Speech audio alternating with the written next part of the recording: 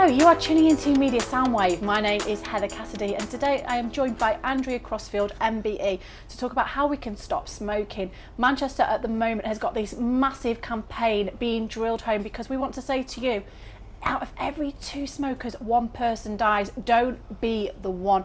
There are over 4,000 chemicals in cigarettes. They include ammonia, things out of rat poison, things out of urine. It is absolutely disgusting. And for all the vegans who smoke out there, here's a point you really want to know.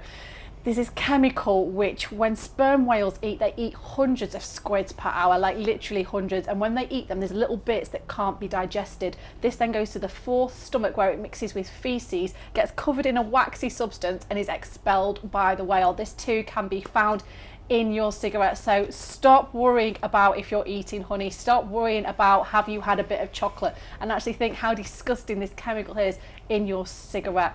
Andrea, you were a massive driving force behind the 2007 anti-smoking campaign. Can you tell me more about that and also how you got your MBE? I'm very, very interested to know. The smoke-free legislation, I think, was one of the most popular pieces of public health legislation that we've seen. Supported by smokers and non-smokers alike, and I think it was very much something that was achieved in partnership by a whole range of organisations, medical organisations, charities, and something that the people of Greater Manchester really supported. So one of the things that I was involved in both in Liverpool in terms of taking forward a smoke-free bill for comprehensive legislation, which is what we ended up with eventually nationally. It was something that we really wanted to engage people in, kind of not just organisations. Well, it's not even just the health factor. We used to go for meals and you used to have people smoking on the table next to you, which was really disgusting. Or you'd go to a nightclub and you'd wake up the next day and your clothes would absolutely stink. And I'm so glad that those days are long gone. So thank you so much, since I've now actually sat next to the woman who was a big part of that, to say thank you. You had your MBE, was it back in 2014 you were awarded that? It was. Now, I think when we think about smoke-free legislation, one of the things that we used to say was, it was about health and it was about time. It was the right time. And where we are now in Greater Manchester, it's about time to make smoking history once and for all. So we still have a lot of people who smoke, and we still have a lot of young people starting to smoke.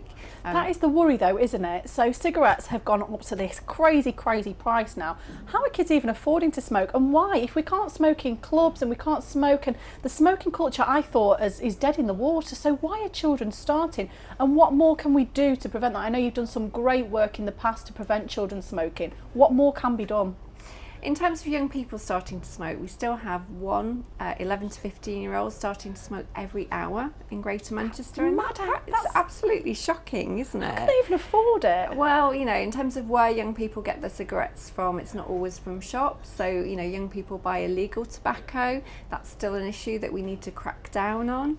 Young people get cigarettes from friends, from family. So, it's not just buying cigarettes from shops, although we need to do something about that, and we need to license tobacco retailers so that we can ensure that, if young people are buying cigarettes from shops, that's a license that can be taken away.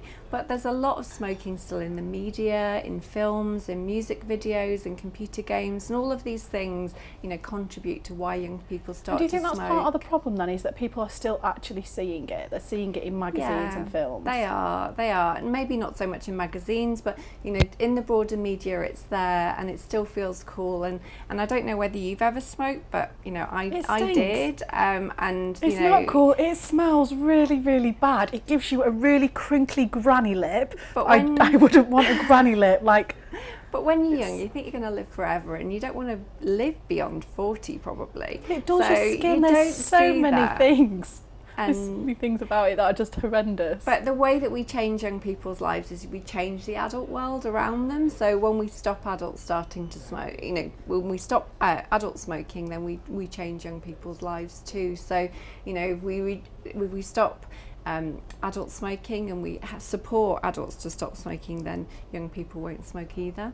So you've come on today to tell me about this fantastic campaign happening in Manchester, where Manchester wants to go smoke free. Can you tell me more about this? Because obviously if we can be part of this driving force, let it be. Tell me more about it. Well, I think in Greater Manchester, I think, we are a hotbed of revolution, aren't we? We are. We like to do things differently. We like to do things differently, and we like to be first, don't we?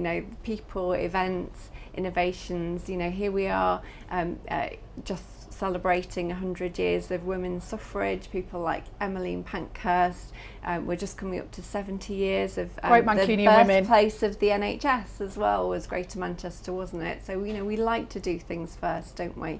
And we have an opportunity really to be the first place, not just in the UK, but in the Europe and in the world really, to really make smoking history. And we've got a plan in terms of how we're going to do that. Can you tell me about the plan? So what we're going to do is we're going to work together with the people of Greater Manchester, and we're launching a survey to talk to people about how we do this. So people can go online and engage in that. So it's historymakersgm.co.uk. And we want everybody to engage in this and talk to us about how we do this over the next few years. So we want people to actually get involved themselves and be part of the revolution, really, to try whether or not they smoke. Whether or not they smoke or not, so non-smokers can get involved too. Absolutely, because whether or not you smoke, nobody wants their kids to be a smoker, do No, they? not And at this all. is about the next generation and stamping out smoking once and for all, because as you said, 1 in 2 people who smoke will die as a result of that. Frightening fact, isn't it? Because if you think about how many smokers you know, and how many are actually going to die, because we think we're going to live forever. We're not. And it's death is the one thing that is actually going to happen, but there's ways to prevent that and get extra time with your friends and your family. And it's still our single greatest cause of preventable death in Greater Manchester, and half of our inequalities in health and death are caused by smoking. How many people could be pulled out of poverty if they didn't smoke? We think about how much you've said people spend on cigarettes, and obviously some people are buying illegal tobacco, which is a bit cheaper, but a pack of cigarettes now is £10, and when we think about the cost of that for families and communities, there's an awful lot of money that people could save. We're looking to reduce smoking by a third over the next 3.5 years up to 2021. And we've looked at kind of where smoking rates are now and where we'd like to be by 2021 when we get to 13% smoking rates.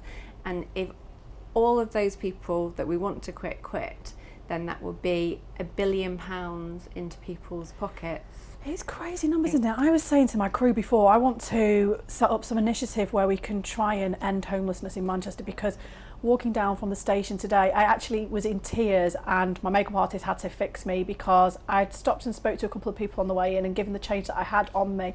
But to see people lying on the freezing ice cold floor, and they'd slept that way. And we were talking about the numbers that we'd researched for this, and there's 393,000 smokers just in Greater Manchester alone. Now at £10 a packet, if everybody said, you know what, I want to be part of the solution, whether I'm going to quit long term, which would be a great thing for people to say, actually I've cut down today, let me see how I can do that. But if we just looked at the fact of if they went one day without buying cigarettes and put the money into something that would definitely end a situation like homelessness in Manchester, that would be nearly £4 million. And we could build a tower block. We could end a situation in our city and be revolutionising things, not only for health, but how to improve the lives of everybody around us, because as a city we do need to pull together, and we have that spirit here in Manchester to do that. We have some fantastic people here who want to help other people, so it would be right for Manchester to say, actually, you know what, we can do 2 birds with 1 stone here. We're good at this, we're good at this up north, and how can we do this? How can we solve all these issues with just something so simple? So at the moment we're looking at also how we help people to quit smoking as well. So there's that's the thing, helping people. And that's really important too. So we've got a campaign that's just launched, Don't Be the One, which is launched on TV, digital and social media, which is just reminding people that, yes, it can be hard to quit smoking, but, there's a 1 in 2 chance that if you don't quit, you will die. This is what's going to kill you. And, if you're thinking, well, I'm willing to take that chance, it's the people who love you and who will be left behind. They're the ones that are going to be. Maybe you might want to think about. And in terms of the help and support that's available, there are great local stop smoking services. We've just launched a new telephone helpline for Greater Manchester that can really support people and coach people and offer them that extra help and support to quit.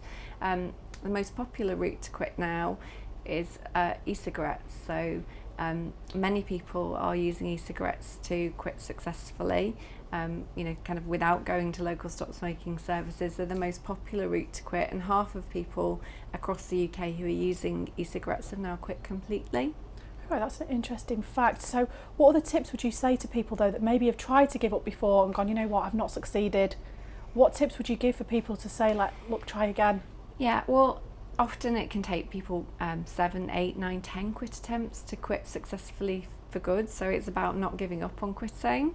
It's having another go, setting a quit date, and then stopping smoking completely. Often people will think it's better to cut down and say, well, I'll just cut down to 3 or 4 cigarettes a day, 5 cigarettes a day, 10 cigarettes a day. You've got to quit completely rather than cut down. Or if you're using an e-cigarette, you've got to stop smoking completely. I suppose if we're doing it as a city though, and we're working together, maybe people could set up some Facebook groups and things like that where that's people really can important. spur each other along. Supporting each other. I think that's sometimes a downfall is habits, isn't it? When people have not only got the habit, but say if they go out socially and they smoke with a certain group of friends, and that's something that they've all done for years together. They might have a coffee and a cigarette, they might have a beer and a cigarette, and it's the people that they associate that habit with. But if they actually all turn around together and said, you know what, not only do I want to do it for myself and my own health and for my family, so I'm here longer to see my children get married, to see them go to university, to see them succeed, but also if we work together to help each other. It's like weight loss, isn't it? It's if you keep an eye on what's happening and work together, because sometimes people can then be the problem for other people and why they start again.